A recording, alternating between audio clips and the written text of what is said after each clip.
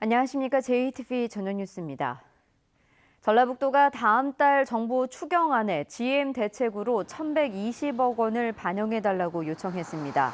전라북도는 한국 GM 군산공장 폐쇄 등에 따른 일자리 대책과 지역경제 위기 극복을 위해 모두 98개 사업을 발굴하고 1,120억 원을 추경에 담아달라고 정부에 신청했습니다. 정부는 앞서 추경 편성 때 군산 등 구조조정 위기 지역의 지원 대책을 포함시키겠다고 밝힌 바 있습니다. GM 근로자가 극단적인 선택을 한 데 대해 적극적인 후속 대책이 필요하다는 목소리가 높아지고 있습니다. 군산시 의회는 GM 군산공장 근로자들이 갑작스런 실직에 따른 불안감을 호소하고 있다며 정부와 군산시에 심리 상담을 비롯한 근로자 보호 대책을 촉구했습니다. GM이 군산공장 철수 계획을 밝힌 뒤 지금까지 정규직 1,000여 명이 희망퇴직을 신청했으며 비정규직 근로자 200여 명이 해고됐습니다.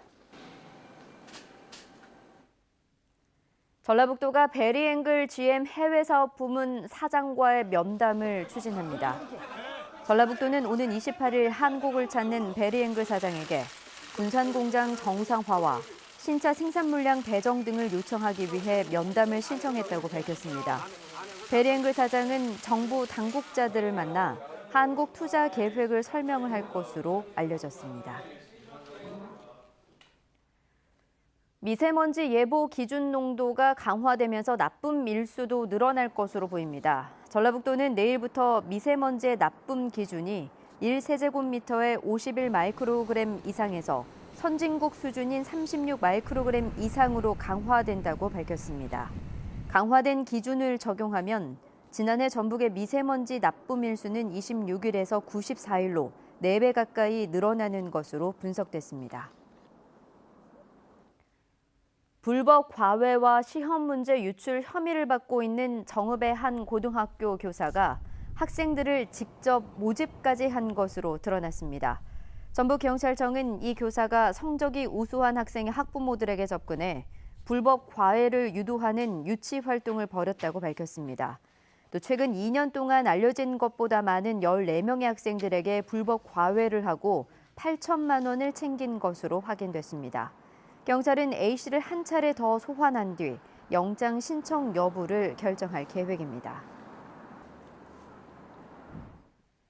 전북교총과 전교조 전북지부 등 공동 기자회견을 열고 차등 성과급 지급과 교원 평가는 대표적 교육 적폐라며 폐지할 것을 요구했습니다.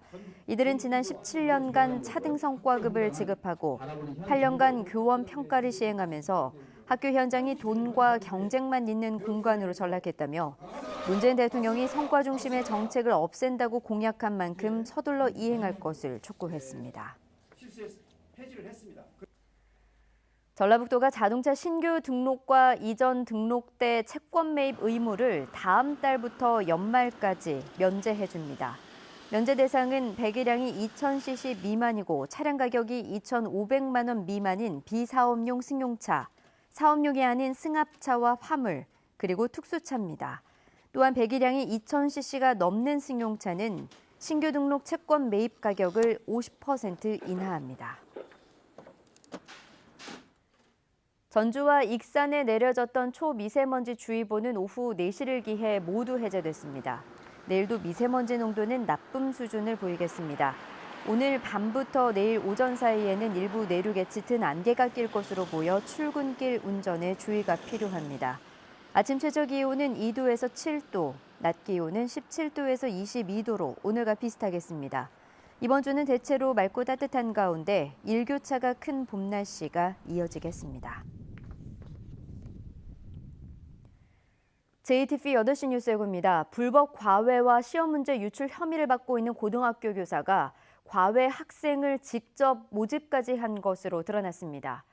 GM 군산공장 근로자들이 갑작스런 실직에 극단적인 선택을 하는 등 정신적 고통이 커지고 있습니다. 어제에 이어 오늘도 짙은 미세먼지가 발생하면서 시민들이 일상생활에 큰 불편을 겪었습니다. 환경미화원 살인사건으로 인해 청소 행정에 큰 구멍이 뚫린 것으로 드러나자 전주시가 뒤늦게 대책을 내놓았습니다.